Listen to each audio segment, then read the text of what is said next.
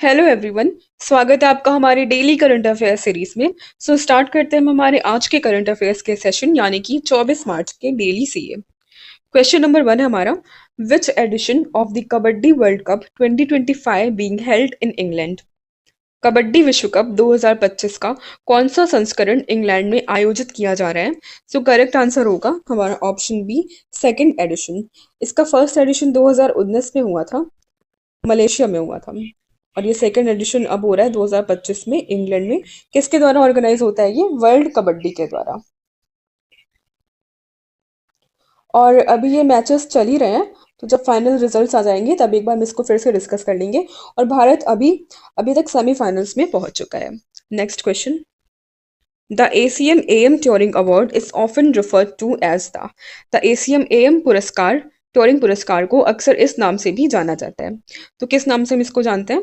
Nobel prize for computing के नाम से भी जानते हैं। 1966 से हम कंप्यूटर साइंस के फील्ड में योगदान देने के लिए इस अवार्ड को देते हैं। 1966 से दे रहे हैं कंप्यूटर साइंस के फील्ड में योगदान देने के लिए। और इसके थ्रू 10 लाख यूएस डॉलर्स का कैश प्राइज मिलता है। ठीक है। और एएम ट्यूरिंग कौन है? इनका इनका फुल फॉर्म है, नाम का मतलब फुल फॉर्म है एलन मैथेसन ट्यूरिंग। इन्हें फादर ऑफ कंप्यूटर साइंस भी कहते हैं हम। ठीक है। 2024 में किसे मिला ये अवार्ड? एंड्रयू बार्टो, नाम इंपॉर्टेंट है इनका, एंड्रयू बार्टो और रिचर्ड एस सटन को। रिचर्ड एस सटन 2024 का एएम ट्यूरिंग अवार्ड से इन्हें सम्मानित किया गया। Next question, which sport was recently approved by the IOC Board for Inclusion in the 2028 Los Angeles Olympics। कौन सा खेल हाल ही में आईओसी बोर्ड द्वारा 2028 लॉस एंजलिस ओलंपिक्स में शामिल करने के लिए मंजूरी दी गई है? करेक्ट आंसर होगा हमारा ऑप्शन डी, बॉक्सिंग।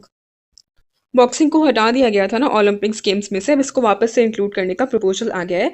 अब 2028 वाला जो गेम होगा उसमें से इंक्लूड किया जाएगा बॉक्सिंग को। ठीक है। 22 मार्च को हमारा कौन सा इंपॉर्टेंट डे मनाते हैं? विश्व जल दिवस यानी कि वर्ल्ड वाटर डे। और इस बार का थीम क्या है? Theme for 2025 is glacier preservation यानी कि ग्लेशियर का संरक्षण करना है हमें। 1993 से हम ये डे सेलिब्रेट कर रहे हैं। 1993 को यूनाइटेड नेशंस जनरल असेंबली ने डिक्लेयर किया था 22 March as a world water day. Core focus क्या होता है इनका कि ये सपोर्ट कर सके achievement of sustainable development goal 6। SDG 6 पे ये फोकस करते हैं, उसके लिए काम वगैरह करते रहते हैं। एसडीजी 6 क्या है हमारा? Water and sanitation for all by 2030। ठीक। ग्लेशियर के बारे में थोड़ी चीजें देख लेते हैं। ग्लेशियर क्या होता है? हमारे largest reservoir of fresh water है ऑन दी अर्थ। लगभग 70% ऑफ विश्व के फ्रेश वाटर हमारे ग्लेशियर्स में मिलते हैं। ठीक है, ये पॉइंट आप नोट करिएगा, ये फैक्ट।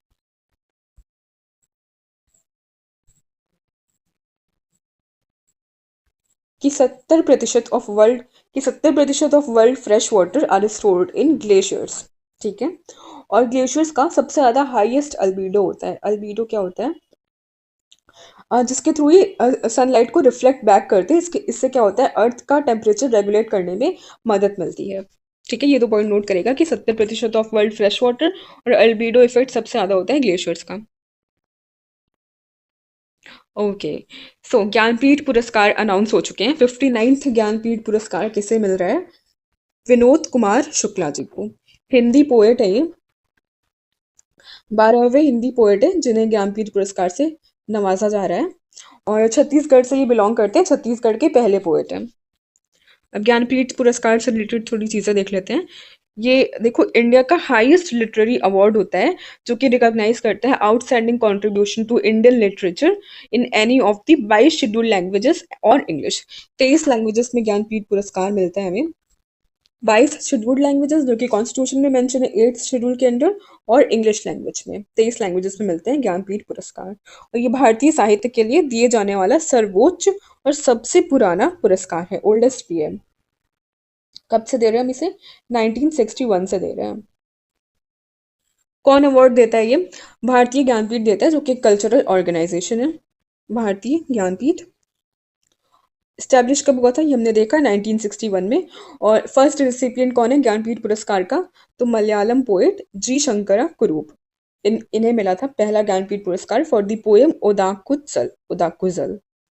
पहली विमेन रेसिपिएंट कौन है? बंगाली राइटर आशा पूर्णा देवी जी। ठीक है, बंगाली राइटर है आशा पूर्णा देवी जी, ये पहली विमेन रेसिपिएंट है। कैश प्राइस कितना मिलता है? देखो 11 लाख का कैश प्राइस मिलता है। स्टैचू ऑफ वाग देवी मिलता है। वाग देवी देवी सरस्वती का ही एक रूप है। इन्हें गॉडेस ऑफ स्पीच भी कहते हैं, स्पीच की गॉडेस हैं वाग देवी। साइटेशन मिलता है जो कि ऑनर ऑनर करता है लिटरेरी अचीवमेंट्स को।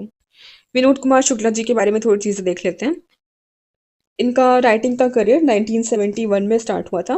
पहली पोएट्री कलेक्शन थी इनकी लगभग जय हिंद। ठीक है, और इन्हें साहित्य अकादमी पुरस्कार से भी नवाजा गया है। कौन सी कविता के लिए? दीवार में एक खिड़की रहती थी। इस नॉवेल के लिए इन्हें साहित्य अकादमी पुरस्कार से भी नवाजा गया है। और कौन कौन सी इनके वर्क्स हैं? नौकर की कमीज, कविता से लंबी कविता। ठीक है, ये सारी इनकी नोटेबल वर्क्स हैं, इन्हें भी आप ध्यान में रखिएगा। ये वाला मोस्ट इंपॉर्टेंट है, दीवार में एक खिड़की रहती थी। 1999 में इन्हें साहित्य अकादमी पुरस्कार मिला था इसके लिए। आगे चलते हैं। ठीक है, यूपी में बनेंगे 3 हेरिटेज होटल। ठीक है, 3 हेरिटेज होटल बनने जा रहे हैं उत्तर प्रदेश में। किसकी सहायता से? उत्तर प्रदेश सरकार सरकार golden triangle fort and palace private limited, ये 3 संस्थाएं मिलकर के काम करेंगी 3 हेरिटेज होटल्स बनाने में। पहला कौन सा है? रोशन उद्दौला, दूसरा है छतर मंजिल, और तीसरा है चुनार फोर्ट। रोशन उद्दौला कहाँ पे है? ये लखनऊ में पड़ता है। कौन से नवाब के? अवध के नवाब ने बेसिकली बनवाया था इसे। नवाब नसीरुद्दीन हैदर के प्राइम मिनिस्टर थे, उनका नाम था रोशन उद्दौला, उन्हीं के नाम पे इसका नाम पड़ गया। रोशन उद्दौला की कोठी कहा जाता है इसे। छतर मंजिल कहाँ पे पड़ता है? ये भी लखनऊ में पड़ता है, ये भी अवध के रूलर्स के का पैलेस था। वहां पे अवध के रूलर्स वगैरह, उनकी वाइफ्स वगैरह रहती थी। ठीक है, पैलेस था अवध के रूलर्स का छतर मंजिल। चुनार फोर्ट कहाँ पे पड़ता है? ये मिर्जापुर में पड़ता है। वैसे बहुत ही एंशियंट है ये, एंशंट आर्किटेक्चर है। कहा जाता है कि इसे बेसिकली प्रहलाद के ग्रैंडसन जो थे किंग बाली, उनके द्वारा बनवाया गया था। और इसका मेंशन हमें महाभारत में भी मिलता है। इसे ऑक्यूपाई किया था शेरशाह सूरी ने, अकबर ने, औरंगजेब ने, वॉरेन हेस्टिंग्स ने। तो बहुत ही हिस्टोरिकल हिस्टोरिकल मॉन्यूमेंट है ये चुनार फोर्ट, मिर्जापुर में पड़ता है, जिन्हें अब बनाया जाएगा हेरिटेज होटल।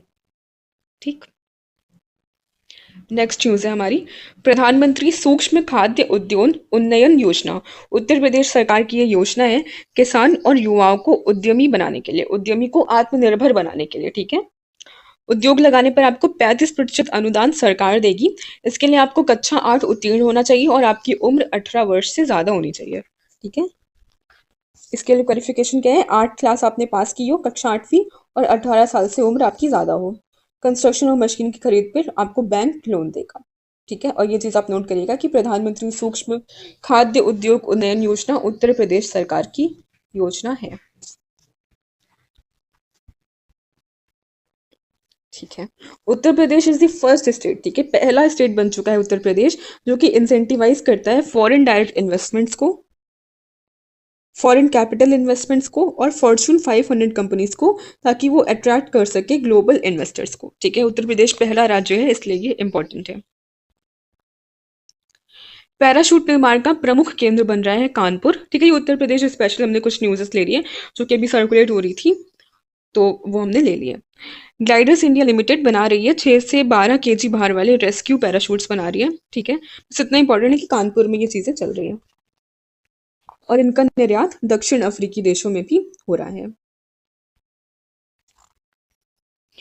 गांगेय डॉल्फिन को यूपी के जलीय जीव का दर्जा। ठीक है, गैंगेटिस डॉल्फिन यूपी की स्टेट एनिमल है, स्टेट एक्वेटिक एनिमल। ठीक है, पीलीभीत में घोषणा की गई, लगभग 2000 गैंगेटिक डॉल्फिन की पॉपुलेशन है गंगा में।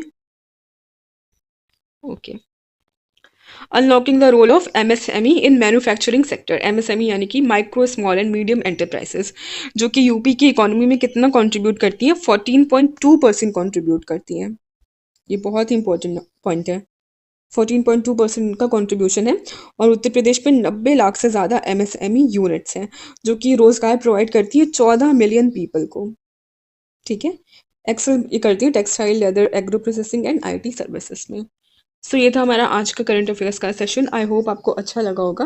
प्लीज़ लाइक शेयर और सब्सक्राइब करिए हमारे चैनल को। Thank you. Bye bye.